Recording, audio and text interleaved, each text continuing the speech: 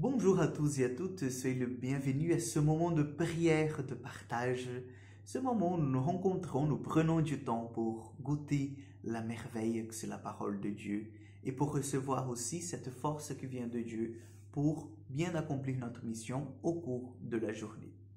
Au nom du Père, du Fils et du Saint-Esprit, Amen. Je vous salue Marie, pleine de grâce, le Seigneur est avec vous. Vous êtes bénie entre toutes les femmes. Jésus, le fruit de vos entrailles, est béni. Sainte Marie, Mère de Dieu, priez pour nous pauvres pécheurs, maintenant et à l'heure de notre mort. Amen. Notre-Dame d'Apparicida, priez pour nous. Nous allons aujourd'hui, chers amis, prendre l'évangile de Marc, chapitre 3, versets 7 au 12. En ce temps-là, Jésus se retira avec ses disciples près de la mer. Et une grande multitude de gens venus de la Galilée le suivirent. De Judée, de Jérusalem, d'Idumée, de la Transjordanie, de la région de Tyr, de Sidon, vinrent aussi à lui une multitude de gens qui avaient entendu parler de ce qu'il faisait. Il dit à ses disciples de tenir une barque à sa disposition pour que la foule ne l'écrase pas, car il avait fait beaucoup de guérisons, si bien que tous ceux qui souffraient de quelque mal se précipitaient sur lui pour le toucher.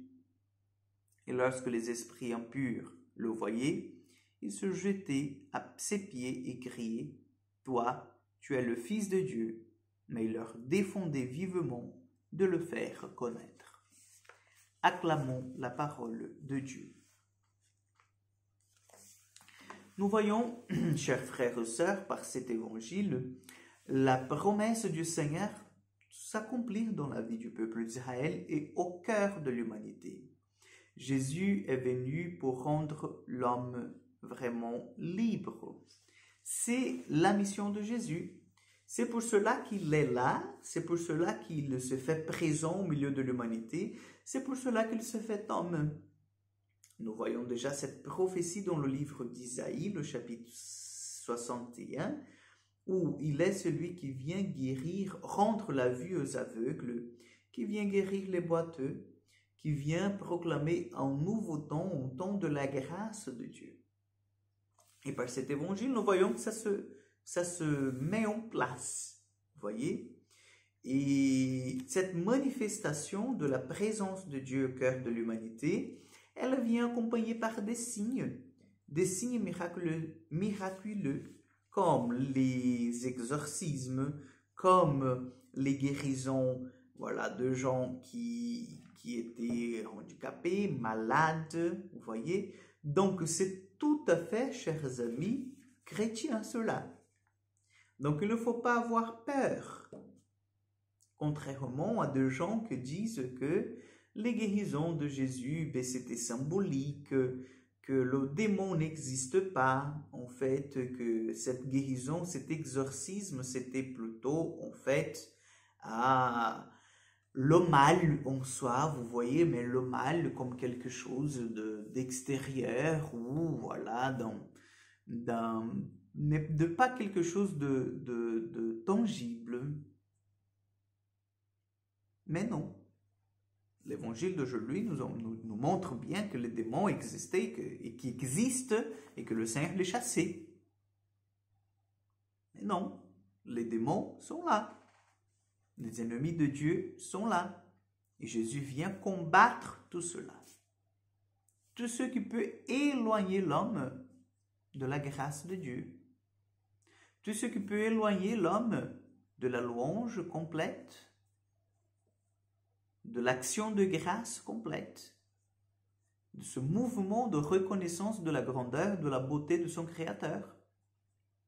Donc Jésus vient, si vous voulez, par les guérisons, les exorcismes, la prédication de la parole, donner à l'homme cet espoir de vie et lui montrer en même temps une nouvelle vie. Une vie qui ne dépend pas en fait de l'argent qu'ils ont, une vie qui ne dépend pas du pays où ils vont habiter, une vie qui ne dépend pas en fait de la quantité de maisons qu'ils ont pour pouvoir passer de vacances à droite, à gauche, mais d'une vie qui dépend tout simplement d'une ouverture de cœur. D'une ouverture de cœur. Donc, chers frères et sœurs, nous avons contemplé aujourd'hui que tous ceux et celles qui avaient soif, qui avaient besoin de Dieu, ils ont été les premiers en fait à faire cette expérience de l'amour de Dieu, de la grandeur, de la puissance, de la présence divine dans leur vie. Donc, qu'est-ce que cela nous apprend? Que nous aussi, nous devons tout simplement nous reconnaître petits, mendiants de la grâce de Dieu, pour que le Seigneur vienne en aide à nos faiblesses, à nos besoins, et nous aide, bien sûr, à entrer dans cette dynamique de la relation avec Dieu. Donc, demandons au Seigneur qu'il vienne guérir nos blessures, expulser nos démons, qu'il vienne en même temps nous donner la force d'avancer vers lui, parce que seulement lui seul est saint, lui seul est notre Seigneur. Amen. Le Seigneur soit avec vous, que Dieu Tout-Puissant vous bénisse et vous garde, le Père, le Fils et le Saint-Esprit. Amen. Bonne journée, chers amis, à demain pour encore un moment de prière et de partage.